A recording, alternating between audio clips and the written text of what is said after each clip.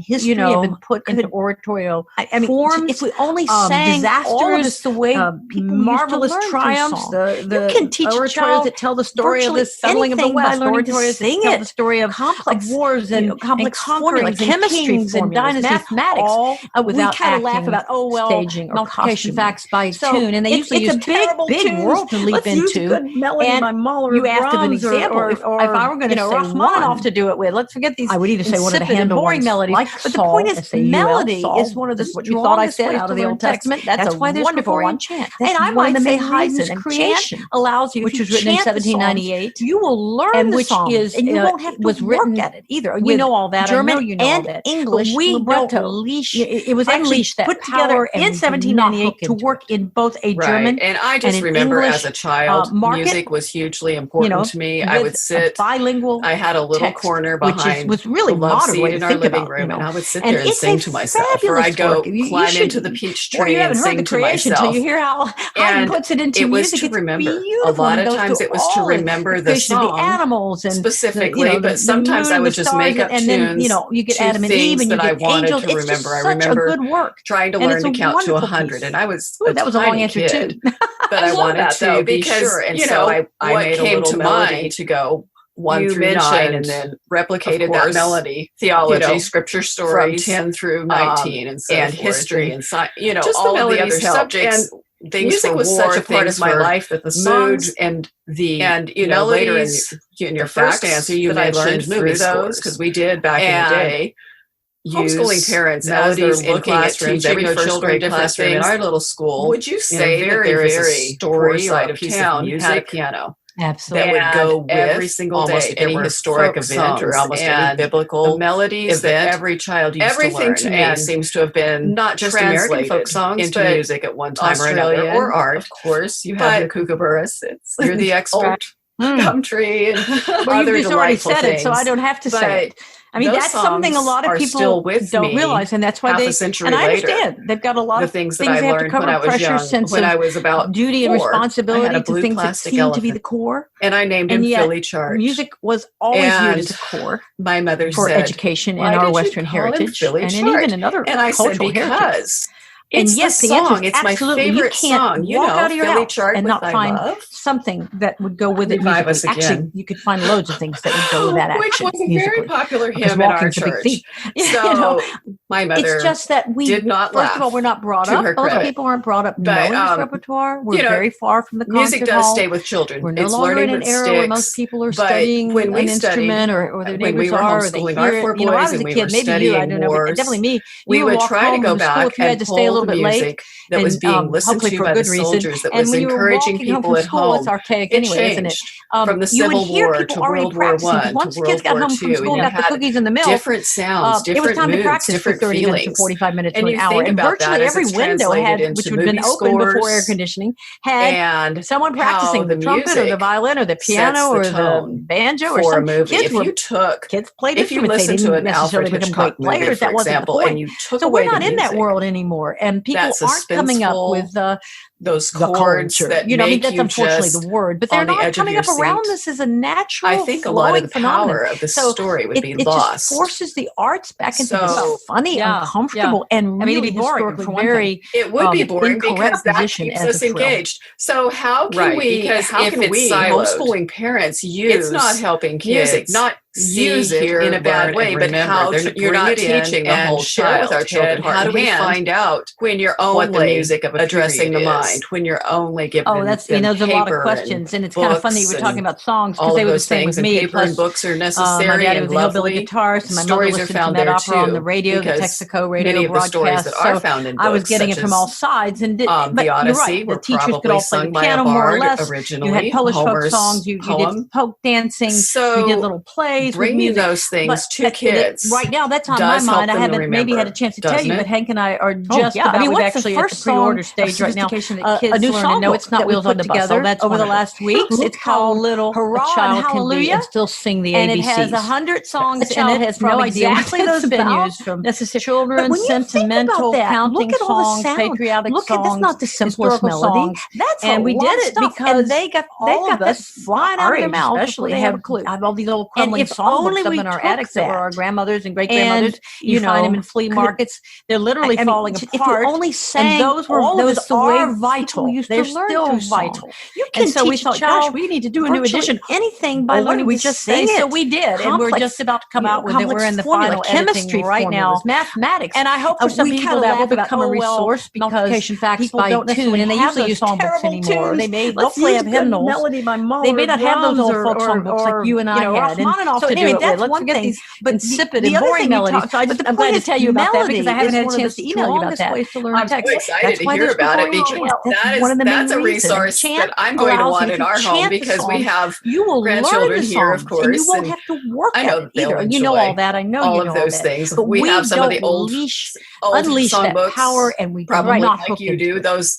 Right. In fact, the same one I had in first grade. Music was hugely important to me. As you say, it's falling apart. And just having that corner behind the love seat in our living room, and I would sit there and sing to myself, or I'd go climb into something valuable and sing to myself. Exactly. Wonderful. And I can't wait. It was to remember. A lot of times it was to remember the song and have to get the vacuum specifically, but sometimes I would just make up tunes. You mentioned film scores, and that's a really good place to start. I remember. I remember. Oh well, I tried to have some Mozart height, and I tried to get my kids to listen to. But I wanted to be sure, and so I made a little melody to go music, which is our signature course, because I think replicated that melody. It does tend to open up a from lot 10 through 19 and from the middle school age up. Just the melodies help. That right now, I will say music was such a part of my life that the songs are the direct result melodies, of the symphonic tradition. The facts where did that tradition start? Starts in the late 1920s, 30s, 40s. And we've got the in classrooms, every first grade classroom in our little school. But who were those composers? They were classically trained symphonic composers, and the best every single day. In most every case, not all, but were people who fled Europe, every child used to learn, and in the not just American folk songs, the Depression era, Australian, which in Europe was disastrously difficult, especially if you were Jewish, right? Pogroms first, earlier, and then leaving, fleeing Hitler and Stalin, those songs and are still all these people. with me. I mean, half a century later, they came to America. They came to Hollywood, and in many cases, had that not all happened, they would have been the very next generation of symphonists. They would have been the next Mahlers and Brahms and Rachmaninoff. My mother said, they were all in the middle of doing that anyway. And suddenly they had to pack up their suitcases and get out. It's the song. And a lot of them ended up in academic positions on the East Coast. Some of them in the Midwest, starting wonderful music departments for the or orchestras. They kind of got as far as they got, but a whole lot of them went to Hollywood. And my mother all of those great did not laugh scores, to her credit. I mean, we know the great movies of the 30s, the 40s, the 50s. Music does stay with children. It's learning that sticks. The movies, the musical. Who's writing all this stuff? When we were homeschooling our 4 boys and we were studying in most wars, cases, immigrant we would try to go back and pull the music that was being listened to by the soldiers, that was encouraging people at home.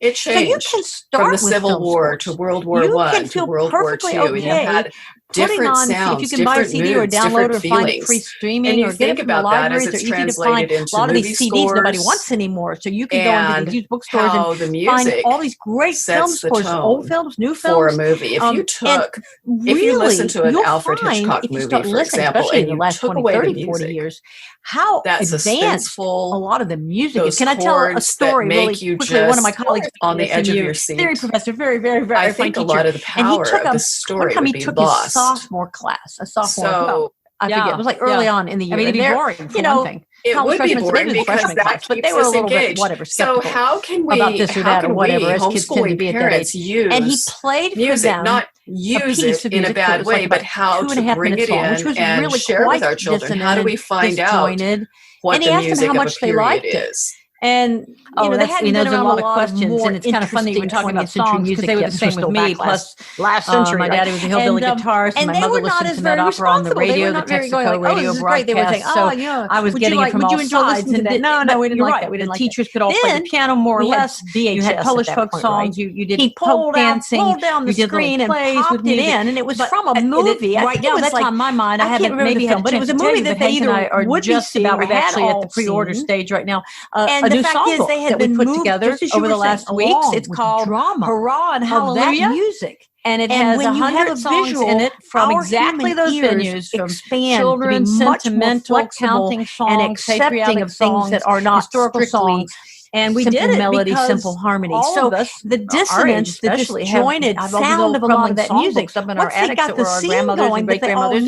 You find them in flea markets. They're literally falling apart. Fabulous. And those were those you are can vital. Really stretch your kids' ears, and so we thought, gosh, we need to do a new edition. Music. Well, what did we just say? So we did, and we're just about to come out with it. We're in the final editing right now.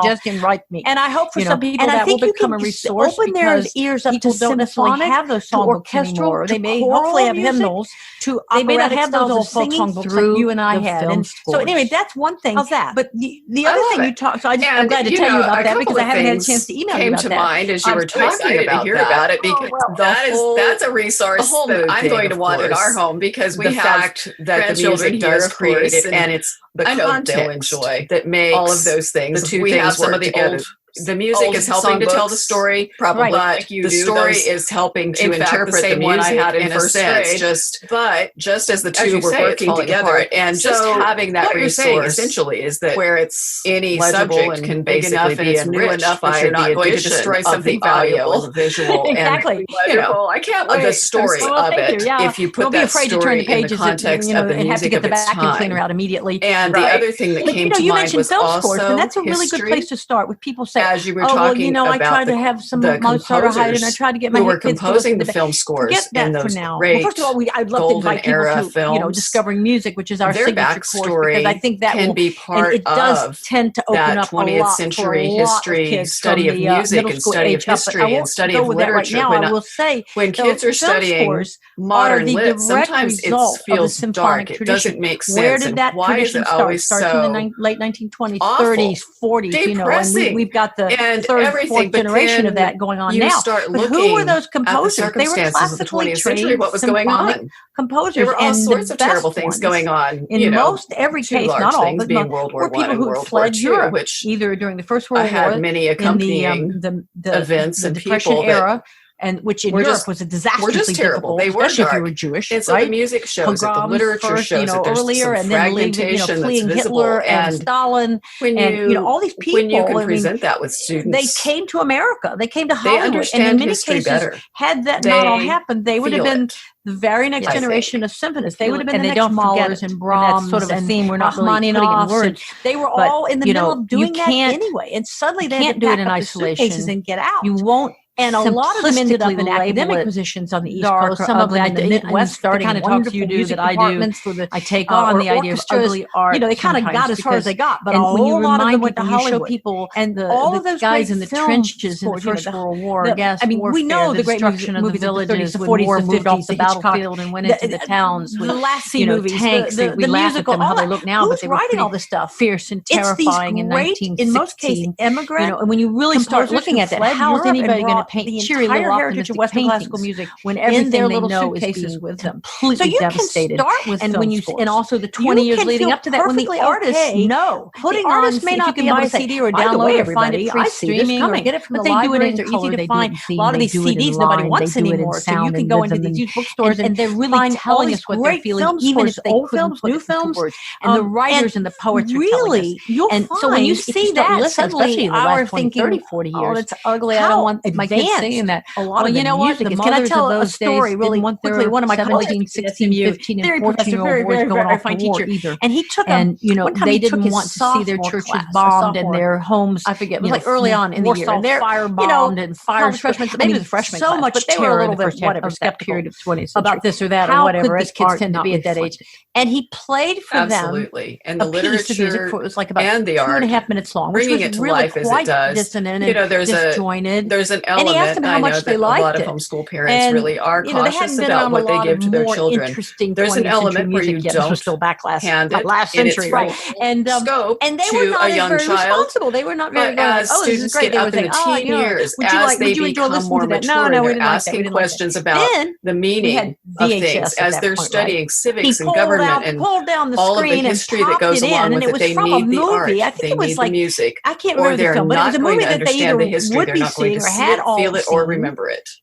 And the fact is, they had been once moved, they've seen just as it, you were felt saying, it, heard it, moved to it, of that they music. do remember it. And then there's a curiosity and a confidence that expand to be much more having flexible the full picture, and accepting of things that are not strictly music is a simple melody, music simple harmony. So the dissonance, the disjointed sound of a lot of that music. Once they got the scene going that they all knew, and there's a reason it's a mathematical science. It's fabulous. Again, when the kids have all the tools really stretch your kids' ears, and you got all you need to cook with, no matter what the recipe, you know how to use the tools. Putting on these scores, then I think you have good films. Good films. It's not hard. If anyone wants suggestions, to me, the most dangerous book in the world open their ears up to symphonic. That's the only book anybody ever reads. Music, if they never read but one book and they take it seriously, I'm not including scripture in that. But for a person who just a couple of things choose to read more as you were talking doesn't about choose that, to read widely and learn about their culture, there's always that fear, of course. Yes. What's it going to do to me? The music does create it, and but once you have the knowledge, becomes power. The two things work together. The music is helping to tell the story, but the story is helping to interpret the music in a sense. Just you mentioned a minute ago about working together. So what you're saying essentially is that any subject can basically be enriched by the addition. Music has way more numbers in it than I realized. Of course, the story of it. When I took piano lessons back in the context of the music, there was a little metronome. And the other thing that came to mind was also on the piano. History. But as you were talking, realizing the composers, there's an underlying rhythm to everything in those great golden era films. It would have helped me when I studied math because I never got part of very confident in 20th century and history, I did not take study of music and study of history and study of literature when I didn't take it long enough to see the modern correspondence. Sometimes it feels dark. And it doesn't make sense. Why is it always so? How parents, as their children are starting to learn music, but then or bringing in music theory, where is it that kids in the 20th century what was going on? Correspondence between there were all sorts of terrible things going on. Beauty, two large things being World War I and World War II, along with the story part of music. I had many accompanying. Well, and then they think the theory being isolated, and they don't realize it's the physical law of sound. We're just terrible. They were dark. I didn't know that either. What I would have given for an acoustics course in high school, fragmentation that's visible. The second round of dissecting frogs, the first one was okay, but that with students, I mean, I didn't know. We're not talking. They understand history better. Much better. You know, Hank put together a music theory course starting with about and they don't forget graders on that sort of a theme. We're not really putting in words. Same generation, but where you had to wait a while to encounter the truth about the mathematics and the really simplistically label it, which are scientific dark and or ugly.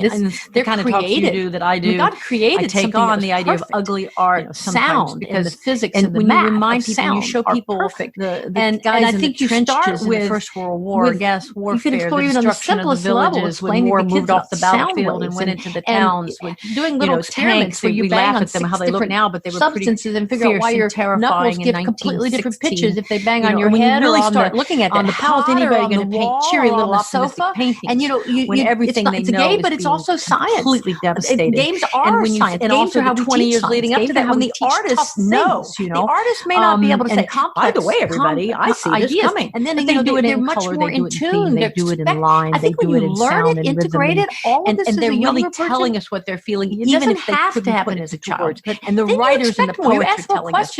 When you see that, suddenly our thinking are really about acoustics and ugly. art I don't want dance and literature. Well, you know what? The mothers of those days didn't want their 17, 16, 15, and 14-year-old boys going off to war either. All of these venues. They didn't want to see their you already churches have a bombed mind and their homes and mosaic and quality and bombed and fire more than a single and so much terror in the first half of that period. And so it is never too late to do this. There's plenty of adults that figure this out late and fall in love with these arts literature when they're in their 50s and 60s. It's never too late. I promise you that. There's great if they can get an element. I know that a lot of homeschool parents really are cautious about what they give to their children. There's an element where you don't wake up wanting it in its until that joy is killed in a young child by the world. But as students get up in the teen years, as they become more mature and they're asking questions about stop the meaning stop of experimenting, things, as they're studying civics and government, very well all of the history that goes along with it. They need the art. They need the children, or they're not going to understand the history. They're not going to see it, feel it, or they do bang on things. They do test and once they've sounds. Seen it, felt they explore it, heard their world, moved to it, and I think it's a hugely important part of what we as parents, especially homeschooling parents, do is to facilitate with that, having the full to picture. enjoy it with them, too. And forget. music just is a have science. Have the grace to learn along with them. It's part of the quadrivium. If you didn't learn, I learned arithmetic little bits of everything. Geometry and Charlotte Mason astronomy. says that it's important for a child to set their feet in a large room. Tools. If you open your door and you got all you need to cook with, no matter what the recipe, you know how to use the tools. From the masters in many different ways. And through my own education, to me, my own education came mostly through books and reading, not through school, because that's the only book I had to go and find. If they never read but one book and they have the ability now to go and find so many, but so many great resources at the conferences, doesn't choose to read more than one thing, but doesn't choose to read widely and learn about their culture. There's always that fear. You have at home. Yeah. Your voice. What's it going to do to me to begin with? But once there's wonderful clapping exercises, when you and I have spoken, in a sense, at the Power of the Great Homeschool Conferences on literature and music, and you've done that clapping exercise with the audience. You mentioned a minute ago about energized being mathematical and delighted. Scientific. This whole room full of adults. That's another thing I think people don't realize. By the time you've worked, music has way more numbers in it than I realized. Of course, it's an amazing thing to see. And when I took piano lessons back long ago, how much I missed as a child. There was a little how much my boys missed, but we got ticking on the piano tastes, but takes people realizing for parents that think there's an underlying rhythm to everything. You're not too late. I think there's what I consider a ladder of studied math. You start with nursery rhymes and folk stories. Very confident in math, fairy tales, and all of those things, and you work up to one of the things classical literature over a period. I didn't take it long enough to see the correspondence. Children start with songs and other things. I'm assuming, and then work up how parents as their children are starting to learn music. I think that's essential. Bringing in music theory. One of the in-person musical experience correspondence that we had that was one of the most numerical, memorable was going to Peter and the Wolf, along with the story part of music. When my boys were young. Right. Well, and then they think of theory being isolated, and they don't realize it's the physical law of sound. It is a musical. It's just not acted on the stage. It is. What I would have given for an acoustic. It's not an oratorio because it's not set in that setting and in that form. But it is dissecting frogs. The first one was okay, but of a narration. It's I didn't know. People on stage. Now it's been turned into operas. It's been turned into ballets. You may know, you call it a musical. Together a music theory course starting with about 4th or 5th graders on up, partly because are there good recordings that parents should have? Do you have recommendations in your materials on your website? Do you have and the really perfect aspects of the arts? Do you have a ladder of that music recommendations? I know created the new songbook, which I'm really excited about. Perfect. We do. We have something called a child's treasure of music sound that we just came out with this summer. And I don't know what time of the year it is now. With the spring, you can explore even on the simplest level. And it goes from babyhood basically through 12th grade. And it is little experiments where you bang on created a sort of a ladder. I love what you call the ladder of literature, ladder of music. Give completely different pitches if they bang on your head or on the pod. And I discuss a little bit about each one very briefly, both in prose and in your, but it's also science. Games are science. Games are how we teach science. We're linking you to good performances, and that's part of our circle of scholars. So if you're online with this, you can get to that anytime. Much more in tune. And we have some other things like that. But the child's treasure of music up through 12th grade, that is one of those things. It doesn't have to happen. I would call it organized. You ask more questions. You don't have to do the work. We've already done it, which is what you need when you're homeschooling. Especially all these parents. Art and dance. There's going to be a whole mess of people, math, but you don't kinds of reasons that are going to be homeschooling in the fall. When you're 15, never imagined you're already looking for answers in all of these venues, especially when you read the rules. You already have a mind that's multifaceted and mosaic and quality and expects to get more than a single and simplistic answer. And so it's never too late to do this. I mean, our audience right now with GHC, which is a great community when they're in their people who are supportive and loving and caring and working together and have been for years. And you got to get out and help all these new people who did not expect and they lust to be doing this. They really do. Share what you know. Wake up wanting it. Tell them how scared you probably were when you started. Tell them you can't do it wrong. You really can't. By a relative that says, shut up and stop singing. The material's so good, the curriculum's so good, all the stop experimenting. Until you can't go wrong with stuff like this. You know very well. I'm off your topic. That a child wants to learn. Really, this is a very exciting time. And children and a piece like Peter and the Wolf. We have these things on our website. They do. They do bang on things. They do test sounds. Professor Carol Reynolds. And I think it's a hugely important part part of what we as parents, especially homeschooling parents, do is to facilitate that, classical education to enjoy it with them, with and Parent, Catherine, just Kern, have and I. Those have are the grace to fun. learn along with them. And you'll see a if you special didn't offer. learn, We've got a free month. I learned little bits of everything, and 25% off and free Charlotte shipping. Mason We've got all that says going that on. it's Again, important for a child to set their feet in a large room. And if you have trouble, write me at ability to access and experience many subjects from the masters in many different ways. You can give you suggestions. Through my own education, my own education came mostly through books. You get on Amazon or you get on another site. Not through school, because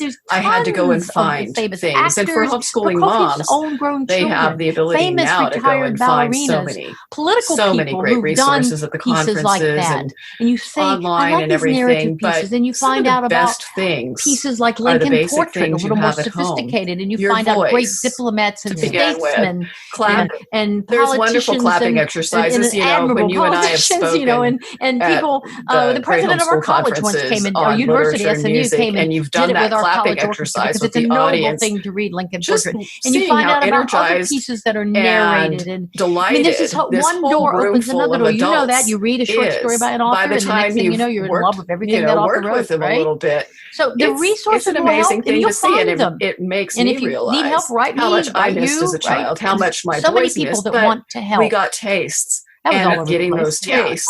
That's why I'm so happy to see further. So that a lot of the people who've had a couple of months of accidental homeschooling, there's looking what around I consider and saying, a ladder of literature that you start with nursery rhymes and folk stories and legends and fairy tales and all of those things, and you work up to classical literature. It's a challenging thing to start. And so, as you say, you've got children start with songs. Oh my goodness, and other things. I'm assuming, and then first encountered work you, up. But or when I first heard of you, the movie scores. I think my oldest son found you that's essential. At one of the homeschool conferences. One of the in-person musical experiences he spent, I don't know how long, that was one of the most memorable, and was so excited about discovering music that he bought it with his own money. As when my boys were young. What a sweet moment. I didn't know you yet. You see, he brought me to you. This was so great. It is a musical. Right. It's just not acted on a stage. It is. That's a great example. Curriculum it's not an oratorial because it's not sure. set in that setting and in that form. But it isn't. It's exactly. And there are words of a narration. It's an opera without people on the stage. Very good watcher. I'm a better listener than a watcher, and I'm a better reader than a listener. So you call it a musical. You're right. Which I think you probably find across your audience is you're going to have the ones parents should have. Do you have recommendations in your materials on your website? Do you have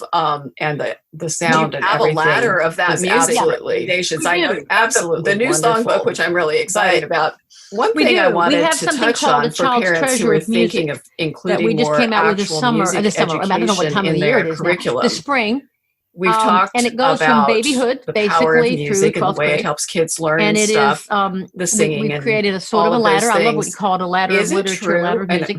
And it's my impression with pieces. It doesn't writing, have to be those pieces. I'll just take it to literature and I and writing a little and bit ask about you if the each same one thing is very true for briefly, both in prose and then we added these little podcasts. When a student 3-4 minutes about learns each piece, by copying and we're linking a good writer, when they copy many good writers and that's part of our over circle of time, scholars. and So if they you're online experiment with with forms of writing anytime. based on and we have what some the other things masters like have that. done. The Child's Treasure of Music up through 12th grade, that is one of those things. That student tends to be a better writer than a student who just tries to write things that they make up. You don't have to do the work. We've already done it, which is what you need when you're homeschooling, now, especially all these parents. Is practicing there's music, going to be a whole mess of what people are they for doing? all kinds of reasons. Are they practicing music from the masters? Are they copying the masters? Are they even 4 months ago performing the masters? And they are, I guess would be especially a better when you word read the than rules copying, for restarting obviously. the brick and mortar schools. Is that how they learn? Or do they start small with this is very complicated songs? Do they do scales? Lots and lots of scales on everybody until they've our audience mastered right now with scales? GHC, which is a great community I had a piano teacher who are that supportive thought and loving you should do and scales caring only and working together and have been for years. And you got to get out and help all these new people. Dante has a ring in hell for ever to be doing although this. At a certain level, share what you know. See, that could be true at a certain level. You probably advance pianist, drop them into a European master class where a great master teacher says, you know what, for the next 4 weeks, this is what you're doing. The material's so good, the curriculum's so good, all the things you create, Janice, and you can't go wrong with stuff like this. Which I'm off the topic, I know, but really, this is a very exciting time. dear. And a piece like Peter and the Wolf. We have these things on our website. Yes, we do. Come get on with us. We have 3-month membership.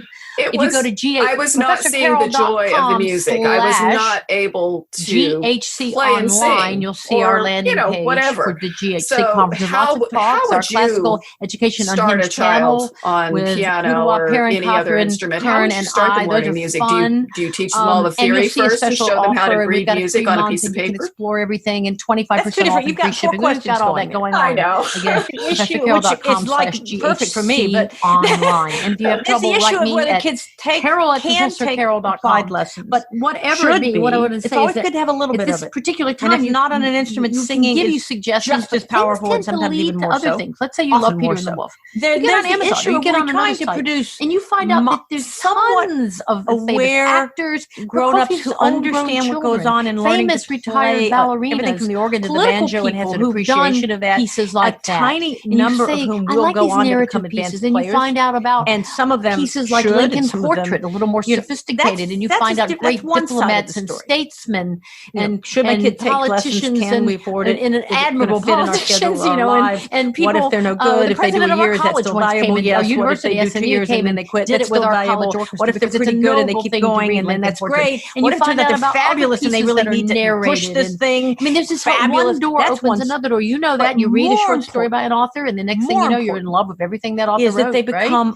listeners. So the resources will help. I mean, you'll find them. They become appreciators. And if you need help, write me. And there, the task is different. So many people that want to help. You can't replicate the compositional.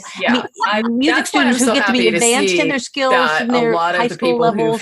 They begin a couple of months of accidental homeschooling are looking around and saying, learn how to write a fugue and learn how to do these complicated things. Yeah, they are complicated actually. And yes, what else can we do? Students will parody the masters. It's a challenging thing to start. We have assignments. I remember being asked to write minuets and write fugues and write chorale preludes in the style of this and the style of that. That's an advanced when I first heard of you. Or was when my oldest son found you at one of the homeschool conferences. And that's for some kids perfect.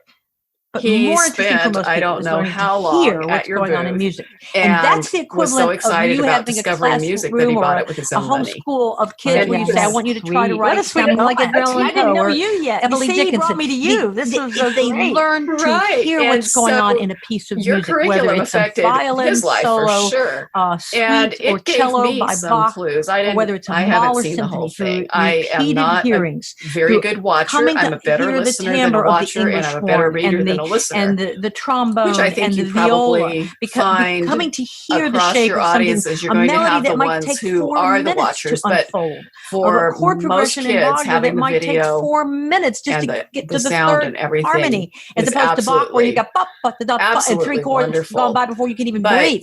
One thing I wanted to touch on for parents who are thinking of including more actual music education in their curriculum. That's what we do in Discovery Music. That's what we do in music appreciation, literary appreciation, and the way it helps kids learn. That's where I want to see people putting their singing effort. And if their kid's going to end up as a musician, is it true? Pretty good on a junior high school level. My impression with writing, very good I'll just take it to literature and writing and ask you if the same thing is true for. But that's not what music. We need more of. We got a lot of first violinists learns by copying not have a enough good writer. When they copy many good writers over time and they experiment with forms of writing based on what the masters have done. My theory was, of course, same as writing. That student tends to be a better writer than a student who just tries to write things that they make up patterns and see what's being done and how it's being done and why it's being done. And you start understanding what are they doing. You start seeing the story of it from the masters. Are they copying the masters? Are they? It becomes performing the masters. I guess would be a better word than copying. Obviously, music helps. Is that how they learn? Plato has such a good quote about songs. Music is the movement of sound to reach scales only until they've mastered scales. Because I had a piano teacher that music does shape us. Scales only until you really get to learn what is good. I don't think that Dante has a ring in hell for people. Although at a certain level, sound, see, that could be true at a certain level. You could take an advanced pianist, drop him into a European master class where a great master teacher says, you know what, for the next 4 weeks, this is what it's a reflection of reality, of truth. No Busoni, no Bach, you're doing this. It's important. For a specific technical issue. I love that. For children, why do you think it works? You poor dear. to learn a little bit about that. Do you think it's just because it's engaging the body and the brain together? I mean, pedagogically speaking, do you think it's just I was not able, encouraging the students to think about the structure, or, whatever, and the why? How would you think that's part of what helps make it stick, piano, or whatever they're learning how stick? Would you start them learning music? What it makes it comprehensible? Do you teach them all the theory first and show them how to read music on a piece of paper? Affect the body. I mean, you're talking about when we were doing these clapping exercises to catch rhythms that we used in some which is French like music about perfect Spanish, for me, but Spanish song. It's the issue of whether kids clapping it involves the whole being. It's always good to have a little bit of it. Breath, breathing. And if not on the first an thing you do when you're singing born, you cry. Just as powerful, you cry sometimes even more so. What do babies do then when they can't lift their heads? There's the issue of we're trying to produce. What do little children do? That so the breathing in and coming out with sound. Understand what goes on and learning to play. So it is everything from the organ to the banjo and has an appreciation of that. Ordinarily healthy. A tiny number of whom will go on to become advanced players. Normal, and some of them should expression of emotion and life. That's period. One side that's why we're told in the the Bible to sing, hundreds and hundreds and hundreds of times we're told to sing our praises. What if they're no good? If they do a year, is that still valuable? Yes. What if they do 2 years and then they quit? That's still valuable. What if they're pretty good and they keep going and then that's great? What if they're fabulous and they really need what happens when you go into a nursing home and everybody's in a very sad, depressed state and you put on some more important is that they become listeners and everybody's moving in the wheelchair, and moving better than they moved in 15 years. So what happens there? Why does that happen? The compositional. It doesn't matter why it happens. Music students who get to be advanced in their skills and their high school levels, they begin which sparkles. A child reaches for that which is velvet and which is things to learn how to write a fugue and learn how to do these complicated things. Form and they are motion and by sound. And yes, good composition school students will parody the masters and will. That's we have assignments. I remember being asked to write a minuets blows through the trees. This is what we do. Preludes in the style of this, in the style of that. That's an advanced theory, how you channel it, beginning compositional the saxophone, or whether it goes through Ukrainian folk dance group, or whether it goes through learning how to draw with pen and ink, or whether it goes through singing in the community chorus, you having a classroom or learning to play the homeschool of kids where you say, I want you to try to write sounding like Edgar Allan Poe or Emily Dickinson.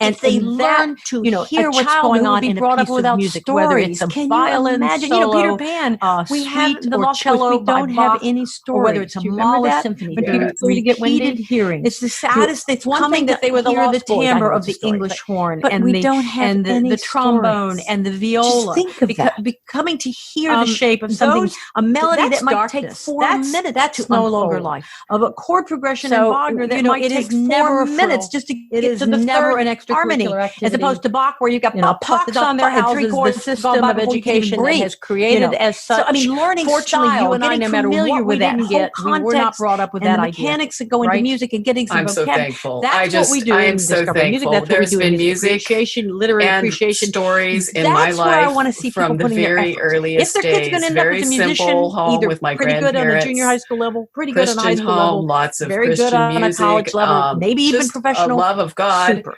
But a love of what He gave us. What we need more of. We got a lot of first violinists in this world, and beauty, not have the enough appreciation the audience of all of it. And I love it because it's something that I hope our listeners take away. Is that my theory was, and the arts, literature, and same stories, as writing. They're not frills. If they're not extras. If you learn just enough to things that you do when you finish language arts and math, what's being done and how it's being done and why it's being done, and you start understanding it.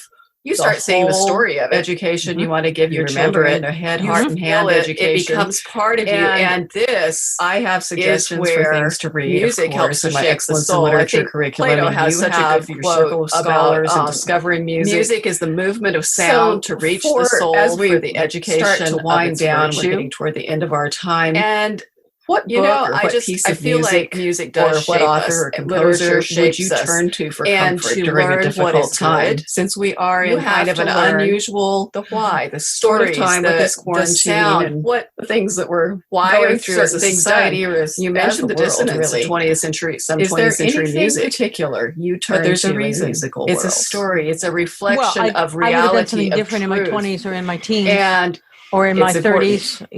And so I it changes love that as we grow. Why do you think it works? I have to learn a little bit about that. Do you think it's just because it's engaging my life, the body and the brain together? I mean, pedagogically speaking, do you think it's just, I don't like that, and you never tasted encouraging the students to think about the structure? So I think one of the things about the why. And actually, I'm doing an opera boot camp. By the time that'll be over, by the time this probably reaches the audience. But I've been doing a lot of opera free webinars and symposia because the music does streaming all the body. I mean, you're talking about when we were doing these tapping exercises to catch rhythms families, because a lot of the modern theater productions are done in a pretty Spanish song. In that case, it was Don Quixote. But there are plenty that are, and I have been picking some and doing the whole being. I mean, what is it? And you'll find those on our website. The first thing you do when you're born, you cry. Maybe we can put a couple resources. What do babies do when they can't lift their heads? Using the Cenerentola, did La Boheme. I'm children do that. So doing breathing in and coming out with sound. A new course called the night at the opera. So it is absolutely starting to create. But for me and with the kids, we've been doing. We watched La Sonnambula by Bellini, which is about this girl who's a sleepwalker. Basic from the early 19th century. It's all in a way a little silly story, but that was a big thing. People were looking at back then, and the psychology of dreams and all that. That was new science. Hundreds of times. We did a production of Sing Our Praises, which was what that's so all very different. I also think, music. Why do people tap their feet? Why do people, get excited? You can do this with children. You can do it with older people. What happens when you go into a nursing home and everybody's in a very sad, depressed state and you put on some so cool. So I mean, we've been doing a lot of opera. Everybody's greatest moving in the wheelchair, and moving better than they moved in 15 years. 4-year-old. So what happens? Talking about why does that happen? It kind of doesn't matter why it happens. It absolutely happens. It's meant to happen. Gorgeous a child sounds, goes to that which sparkles. A child reaches for that which is velvet. I would say for me that is where I go. I mean, we are attracted by beauty and by form and by motion. I would have said the Beethoven violin. That is who we are. Which is one of my favorite pieces. I would have said folk music. That's what is one of my favorite things. I would have said this is the Jimmy Rogers and the trees. I would have said all kinds of things. The water rises when it takes. I mean, nobody stays with just the same favorite opera. So how you channel it, and whether it goes through the saxophone or whether it goes through. I don't know that answers any Ukrainian folk dance group, or whether it goes through learning how to draw. Get some Benny Goodman out. Whether it goes through swing music, show your kids some jitterbug stuff on YouTube, and let the little ones run around and jump around, and matter. You can't. It really doesn't. It's that we get to do mindlessly happy, but and that. So there's a child who would be brought up without stories. Can you imagine? That's the way I've experienced books and music too. The thing that nourishes your soul at the right season of life, and it helps so much to have an overview of that music so that you can know what your soul is craving at that very moment. And of course, to also not say, I don't like that before you know anything about it. It is never a frill. That's a lot of people's response to opera. I did not realize, to me, at this point in my life, it's the queen of the arts. It has everything. Fortunately, you and I, no matter what we didn't get, we're not brought up with that idea. Scenery and the story. I'm so thankful. I am so thankful. There's been music. I feel like stories in my life a little bit from the very earliest days. Very simple, home with my grandparents. And then you can build from there. Lots of Christian music, just the love of God. We are almost out of time. What he gave us in music and the arts, and I always and beauty, the appreciation. Oh, Janice, it's lovely to be with you. And you and I have never. We're terrible at conferences. It's something that I hope our listeners take away is that music to find something to eat, and then we talk another 3 hours. They're not frills. They're not extras. They're not. I'm missing it. The things that you do when you finish language arts and math. Again, but they're in our listeners. Just remember that the stories are there. Art and music, the whole essential education, and you want to give your children a head, heart, and hand education. Carol and I wish you joy in the journey. I have suggestions for things to read, of course, in my Excellence in Literature curriculum. And with me, Janice Campbell, Circle of Scholars, and Discovering EverydayEducation.com. So thank you for listening. As we start to wind down, we're getting toward the end of our time. What book or what piece of music or what author or composer would you turn to for comfort during a difficult time? As Since always, we you are can in find kind of an unusual all the resources mentioned sort of time with this quarantine and the things that we're going through as a society or as the world, if it was especially meaningful to you, is there anything share it with your friends via email or social media.